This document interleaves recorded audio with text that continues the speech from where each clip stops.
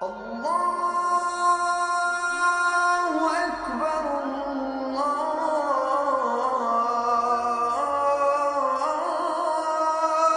أكبر. أعوذ بالله السميع العليم من الشيطان الرجيم. بسم الله الرحمن الرحيم. Salam alaikum wa rahmatullahi wa barakatuh. Parmi les résistances que nous devons vivre, que nous devons nourrir, il en est une qui est une résistance tout à fait particulière.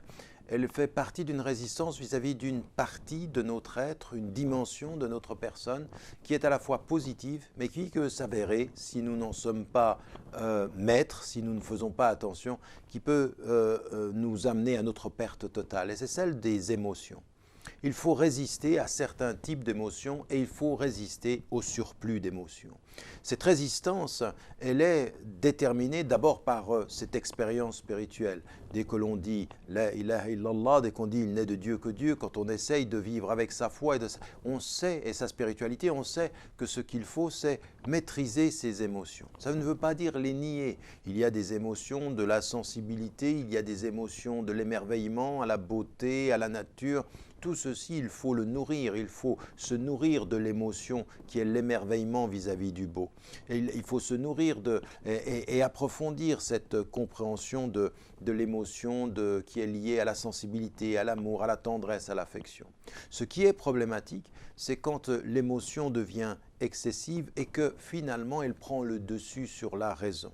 Ce qui est une émotion beaucoup trop importante à partir d'un certain moment, quand on est en colère et que l'émotion est forte et qu'on en arrive à ne plus savoir ce que l'on dit, ou alors qu'on ne sait plus comment réagir. Quand le prophète ﷺ dit « Imsik alayka lisanak » « Tiens ta langue ». Maîtrise ton émotion. Quand on lui a posé la question, quelle était une bonne recommandation, la tardab, ne te mette pas en colère. Quand on lui a posé la question, qui est le fort parmi vous, celui qui maîtrise sa colère, man yamlik nafsahu 'inda al-ghadab, celui qui maîtrise sa personnalité quand il est sous la colère. Ce travail-là est un travail de résistance à l'émotion, parce que l'émotion, elle peut nous amener à l'aveuglement. Vous le savez, dans la formule l'amour rend aveugle, et bien l'aveuglement que peut rendre cet amour, il est l'aveuglement à la raison. On ne réfléchit plus, on n'entend plus. Et donc, il faut vivre ses émotions, il faut nourrir ses émotions, mais dans aucune circonstance. Il faut que l'émotion prenne le dessus sur notre attitude par rapport à la vie. Et on le sait également, même dans la perspective de celle qui était le cheminement du prophète ﷺ, et de Moussa alayhi salam, au moment où il est en face de Pharaon, où il est en face des magiciens, eh bien la conscience d'être avec Dieu comme lui permettant de résister à sa peur, parce que tout à coup il s'aperçoit qu'ils ont une puissance, et puis Allah subhanahu wa ta'ala il dit « Aqbil wa la takhaf », c'est-à-dire « viens et n'aie pas peur ». Cette dimension de la résistance à la peur, du dépassement de la peur, est une des conditions de la spiritualité.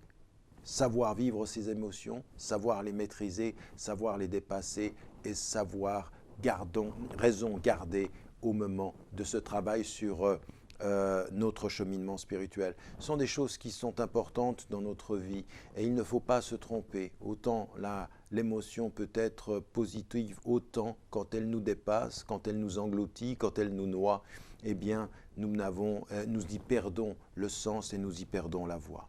N'oubliez pas, n'oubliez jamais de dire à ceux que vous les aimez et de continuer cette route.